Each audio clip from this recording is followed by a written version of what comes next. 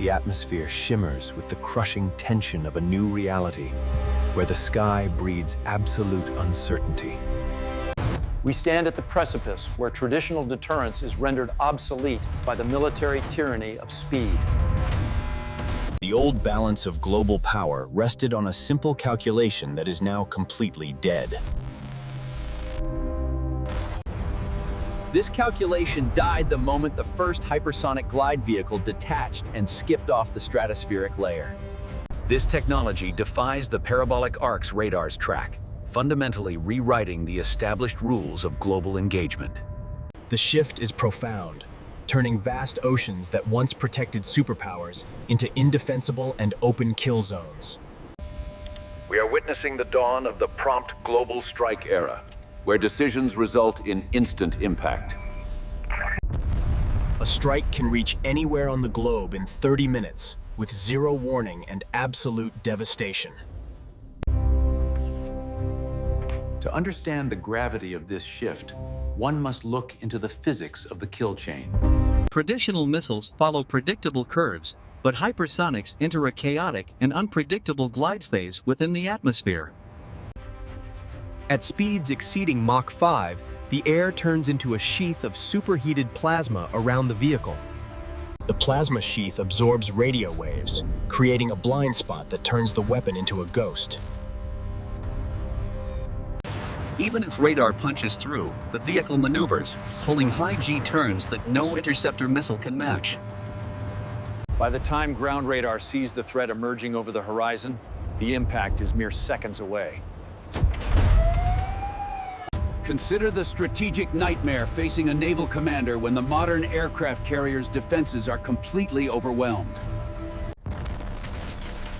The sheer kinetic energy of a hypersonic impact is enough to tear a capital ship in half. A solid tungsten rod moving at Mach 8 hits with the force of a tactical nuclear weapon. This is the ultimate anti-access strategy, drawing a line in the ocean where any crossing fleet dies. If terrestrial radar is blind to these gliders, then our eyes must move higher into Earth's orbit. Thousands of small satellites with infrared sensors are launching to create a continuous and unblinking mesh network. However, this solution creates a new battlefield where the satellites themselves become the primary target of conflict.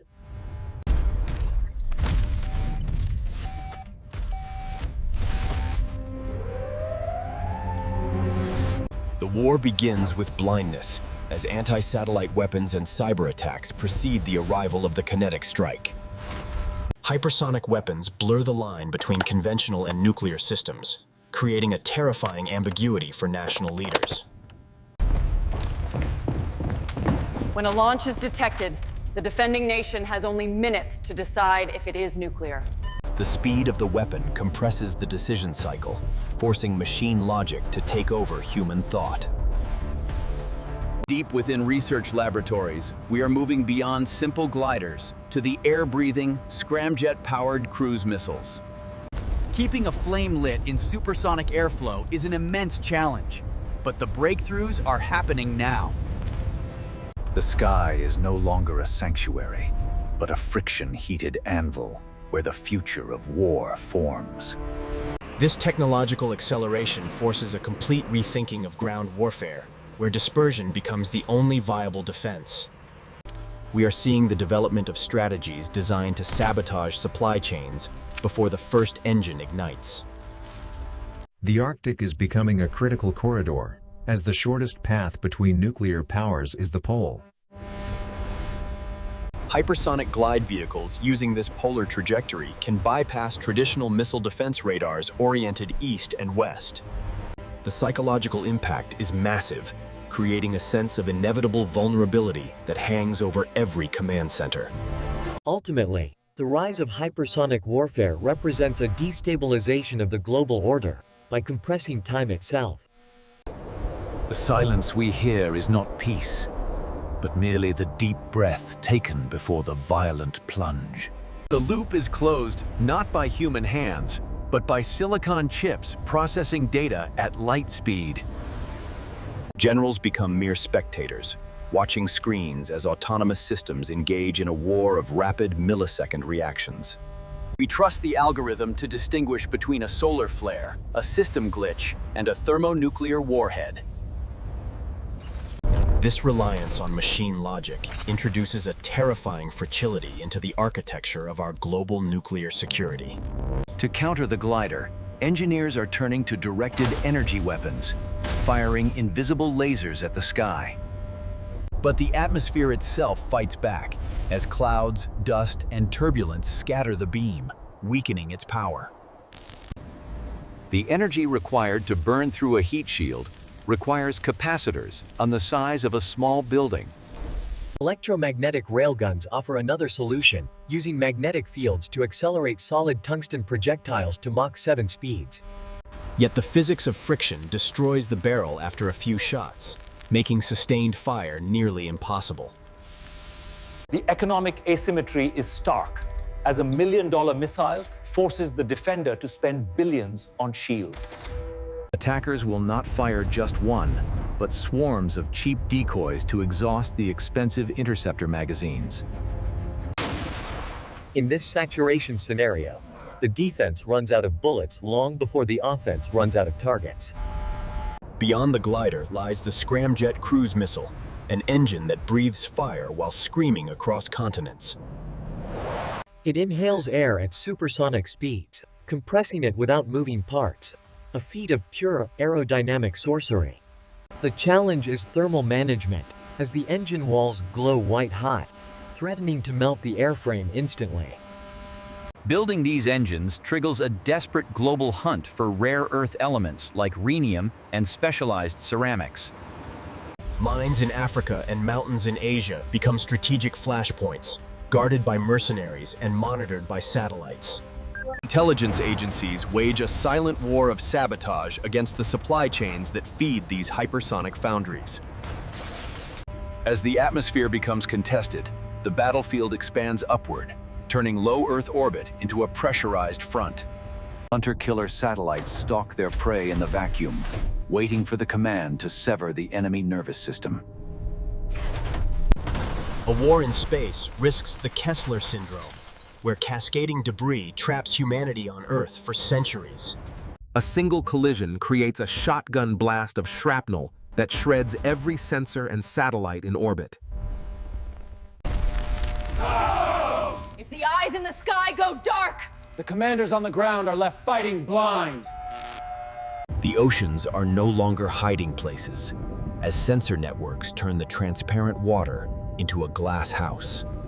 Unmanned underwater vehicles patrol the deep, listening for the hydraulic transients of a submarine preparing to launch.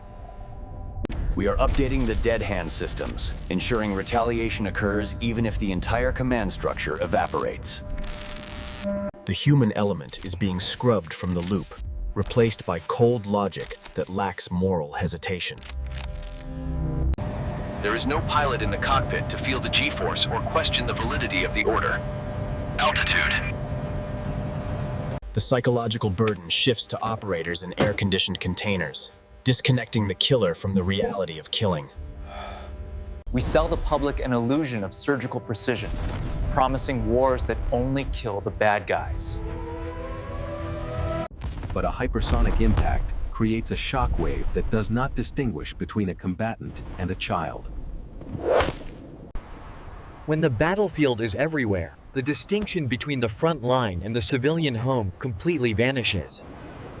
Deep bunkers offer no safety, as kinetic penetrators punch through rock and reinforced concrete like wet paper. We are engineering a future where there is nowhere to hide, nowhere to run, and no time. The treaties that kept the peace for decades are being torn up, casualties of this new speed. Diplomatic channels freeze because there is no time for a hotline call when the flight time is minutes. We are sleepwalking into a trap of our own making, seduced by the promise of the ultimate weapon. History teaches us that every invincible weapon eventually meets its counter, usually at a terrible human cost. The silent horizon is a mirror, reflecting our own inability to stop the relentless march toward destruction. The melting Arctic reveals a new front line, where the environment is as hostile as the enemy. The shortest path to burn a city to ash lies directly across the frozen North Pole. Our defensive radars look east and west, while the hypersonic threat approaches from the blind, silent north. Beneath the ice, silent killers wait to breach the surface and launch their fire into the sky. The cold is an enemy here, freezing sensors and cracking steel before the war even officially begins. If you cannot catch the bullet in flight, you must kill the gunman before he ever shoots. War is fought in server rooms, corrupting the targeting data deep inside the enemy network infrastructure. A single missing screw or a corrupted chip planted years ago causes the entire missile to fail. This is the gray zone, where nations fight wars every day without ever officially declaring them. We revisit the concept of dropping metal from space, a weapon that is purely kinetic and destructive. No mountain is deep enough to hide from a solid rod traveling at Mach 10 upon impact. We spend billions to stop a weapon that costs a mere fraction of that price to build. The attacker always wins the economic exchange, bankrupting the defender long before the actual shooting starts.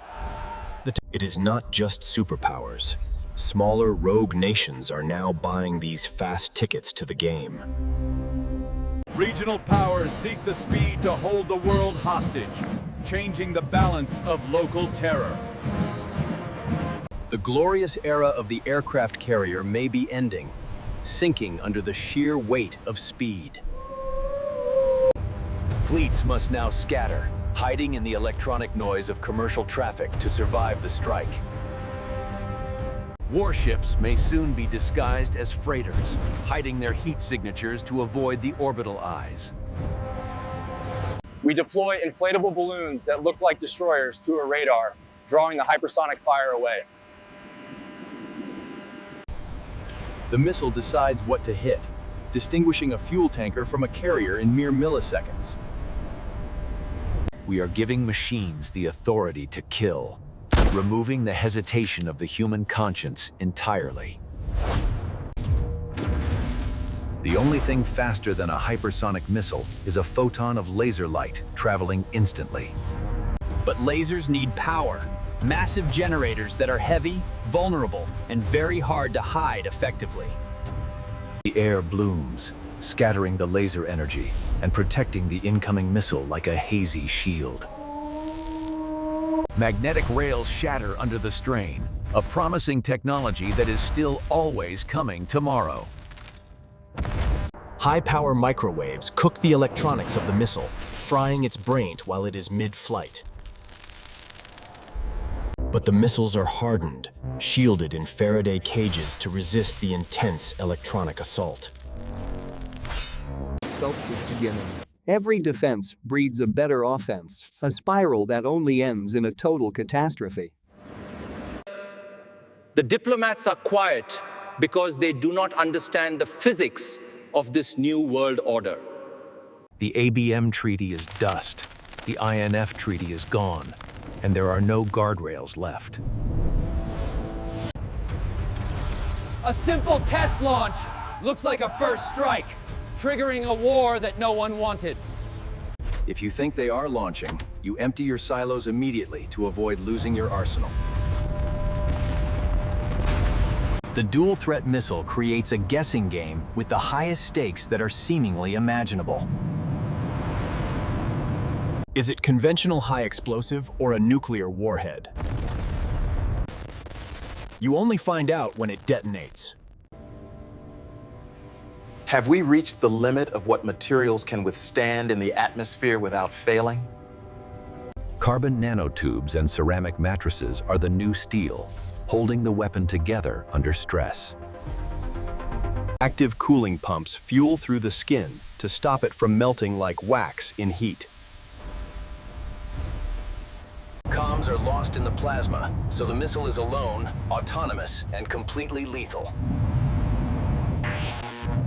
The re-entry phase is the most dangerous, where the glider becomes a blazing, unstoppable meteor. The terminal maneuver is a sharp dive that pulls G-forces that would liquefy a human pilot. The ground liquefies, shock waves propagate, and the target ceases to exist in a single nanosecond. There is no radiation from a kinetic strike, just a crater where a city block stood. How does a nation respond to a massive kinetic strike that leaves absolutely no radiation behind? Does a kinetic strike on a military base justify a full nuclear response? No one knows. We are walking into a dark room filled with bear traps, blind and tragically confident.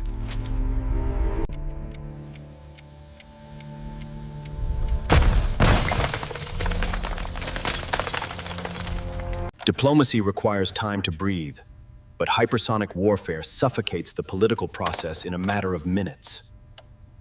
The nervous system of the planet is too slow to react to the speed of the weapon.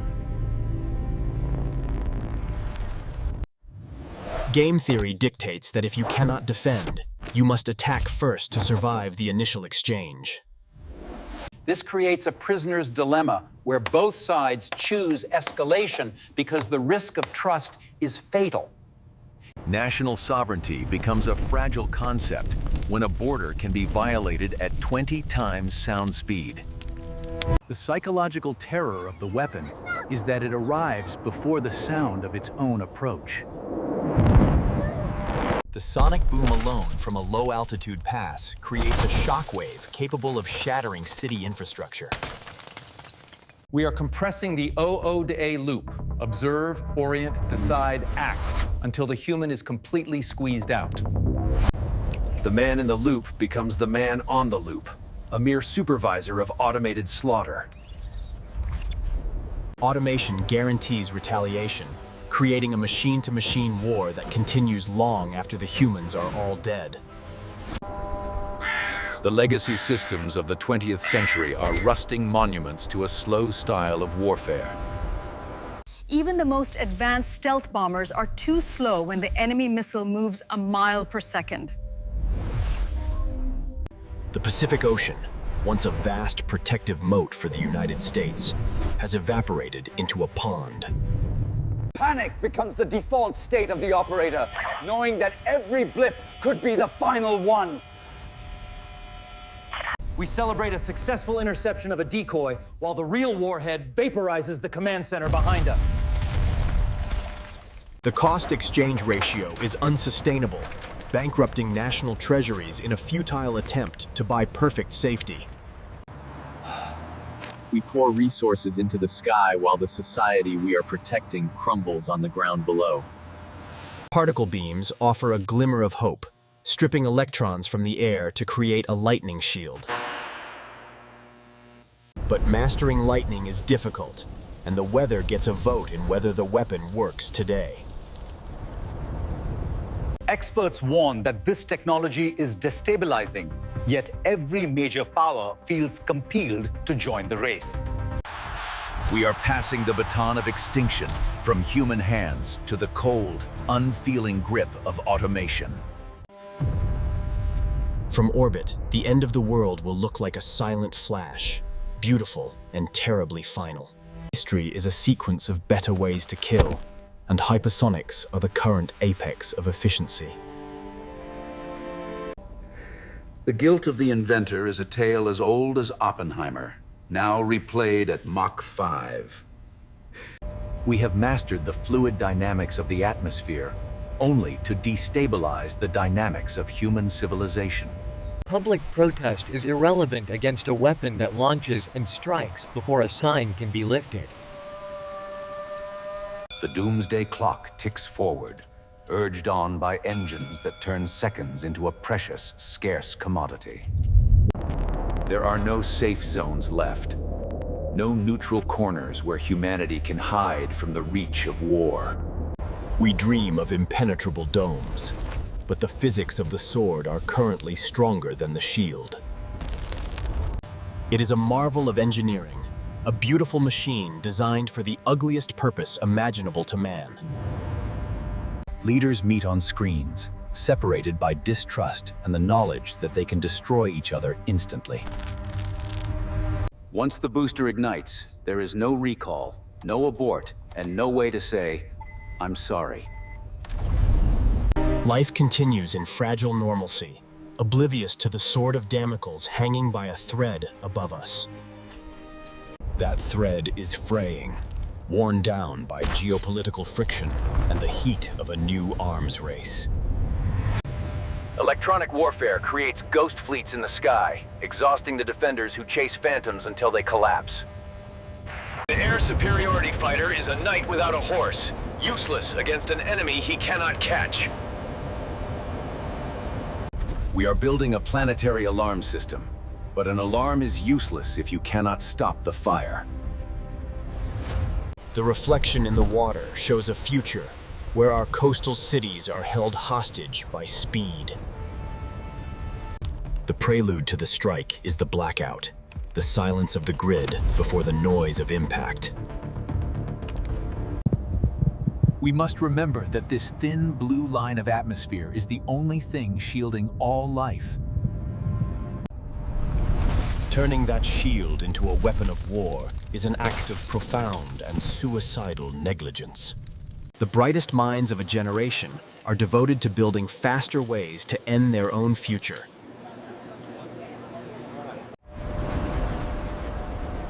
There is no way to reverse the footage. No way to put the genie back inside the bottle. Perhaps the only entity capable of negotiating a peace treaty now is the artificial intelligence itself. If the machine logic concludes that war is zero-sum, it might force us into an uneasy peace. But hope is not a strategy, and the physics of the missile do not care about peace.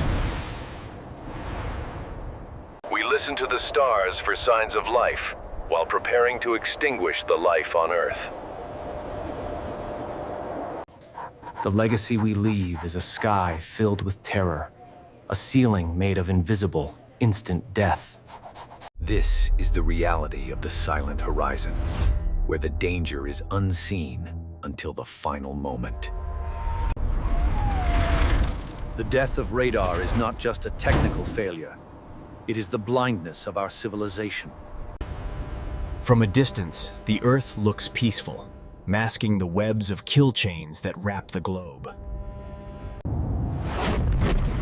Every failure in testing brings them closer to the success that will doom the old order. They learn from the wreckage, refining the heat shields, sharpening the guidance, perfecting the ultimate kill. The weapon waits in the rain, a silent sentinel of a war that we hope never comes.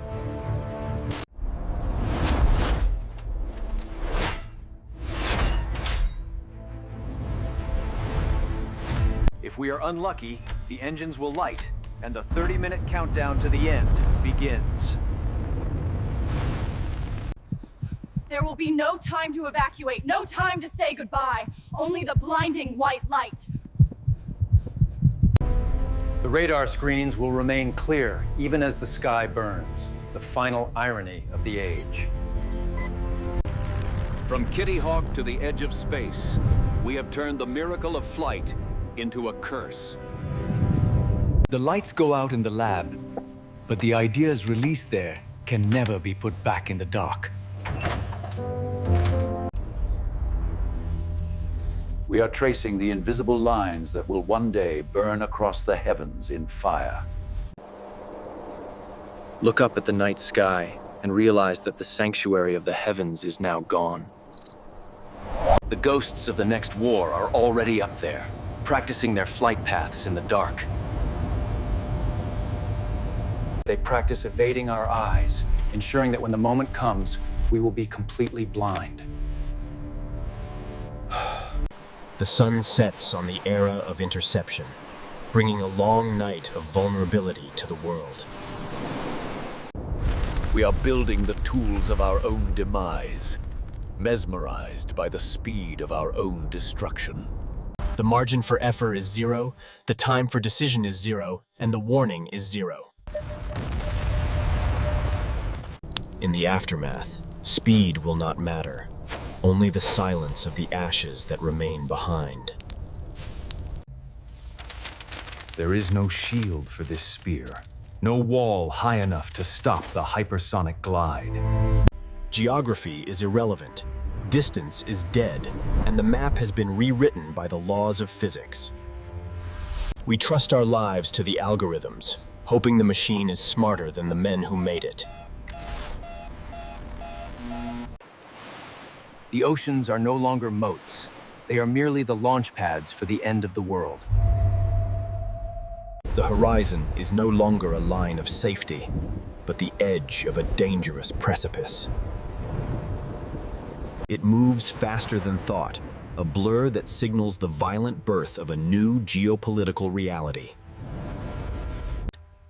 We live our lives in the shadow of this speed, unaware that the clock has already accelerated. The sky is silent for now, but it is a deceptive silence that hides a gathering storm. Up there, in the thin air, the weapons are waiting, tracing lines that will end the world. The radar is dead, the warning is gone, and the old world has finally run out of time. This silence is not peace. It is merely the deep breath taken before the violent plunge.